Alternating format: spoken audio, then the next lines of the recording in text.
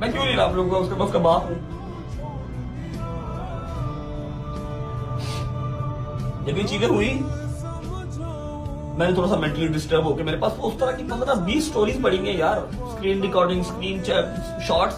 मैं ये cat fights में नहीं आता, मैं दुनिया से लड़ूं, मैं केस लड़ूं, मैं अपनी जान बचाऊं, अपना माल बचाऊं, कि मैं ये कैट फाइट्स लड़ूं। जो घर की लड़ाई होती है ना, इसको कैट फाइट्स कहती है, बिल्लियों की लड़ाई, नोक झोंक। मैं ये नहीं लड़ सकता, ना मेरा ये कैलिबर है। उस दिन फ्रस्ट्रेटेड होके जब मैंने देखा, कमेंट्स पढ़े, मैसेजेस पढ़े, गजल के कमेंट्स पढ़े, क्या कसूर है मैं कैसे आप लोग बताऊं कि मैं नहीं नाम ले सकता, मैं नहीं जाता।